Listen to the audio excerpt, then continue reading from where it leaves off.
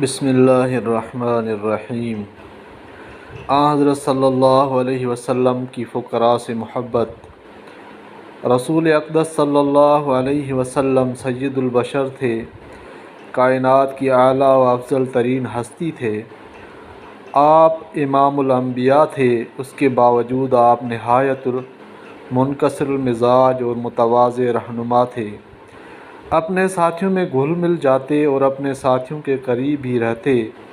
جس ساتھی کا جب جی چاہتا اور جہاں چاہتا آپ صلی اللہ علیہ وسلم سے ملاقات کر لیتا۔ کوئی دربان نہ متعین تھا، نہ ملاقات کے اوقات متعین تھے۔ آپ صلی اللہ علیہ وسلم بادشاہ تھے، نہ بننا چاہتے تھے۔ اس سلسلے میں صحیح حدیث کی روشنی میں ایک واقعہ پڑھنے کو ملتا ہے جسے سیدنا ابو ہریرہ رضی اللہ تعالیٰ عنہ نے بیان کیا ہے۔ فرشتوں کے سردار حضرت جبرائیل امین رسول اقدس کے پاس بیٹھے ہوئے تھے کہ اسی دوران انہوں نے آسمان سے ایک فرشتے کو آتے دیکھا۔ جبرائیل امین کہنے لگے کہ جب سے اس فرشتے کو پیدا کیا گیا ہے، اس سے پہلے وہ کبھی زمین پر نہیں اترا۔ جب وہ فرشتہ زمین پر آیا تو اس نے کہا، محمد، حق تعالیٰ نے مجھے یہ پیغام دے کر بھیجا ہے کہ آپ بادشاہ نبی بننا چاہتے ہیں یا بندہ نبی بننا چاہتے ہیں۔ جبرائیل امین نے رسول کریم صلی اللہ علیہ وسلم کو مشورہ دیا کہ اپنے رب کے لیے تواضع اختیار کیجیے۔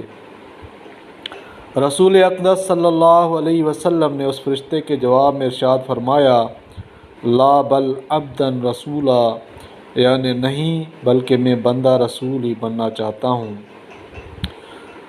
رسول اکرم صلی اللہ علیہ وسلم اکثر ایک دعا مانگا کرتے تھے، اللہم احیینی مسکیناً، اے اللہ مجھے اس حال میں زندہ رکھ کہ میں مسکین رہوں، واmitنی مسکینا، اور مجھے مسکین رکھتے ہوئے موت دینا، اور قیامت کے دن مجھے مسکینوں کے گروہ میں اٹھانا۔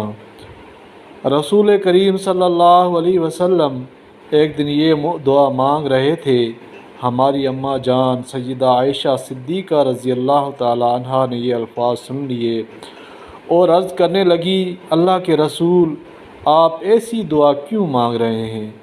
آپ صلی اللہ علیہ وسلم نے ارشاد فرمایا، عائشہ، مسکین لوگ یقیناً مالداروں سے 40 سال پہلے جنت میں داخل ہوں گے۔ پھر مسکینوں کے ساتھ محبت کرنے والے نبی رحمت نے سیدہ عائشہ کو ایک نصیحت فرمائی اور ارشاد فرمایا، مسکین کو خالی ہاتھ نہ لوٹانا، اگرچہ آدھی کھجور ہی دو۔ عائشہ، تم مسکینوں سے محبت کرو، انہیں اپنے قریب کرو، اللہ تمہیں قیامت کے دن اپنے قریب کرے گا۔ رسول کریم صلی اللہ علیہ وسلم کتنے متواضع تھے، اس کی ایک مثال پر یہ ہے۔ سیدنا سہیل بن حنیف بیان کرتے ہیں، رسول اکرم کمزور مسلمان کے پاس جاتے، ان سے ملاقات کرتے، ان میں سے جو بیمار ہوتا اس کی عیادت کرتے اور جو فوت ہو جاتا اس کی نماز جنازہ پڑھاتے اور تدفین میں شرکت کرتے تھے۔ وآخر دعوانا ان الحمد للہ رب العالمین۔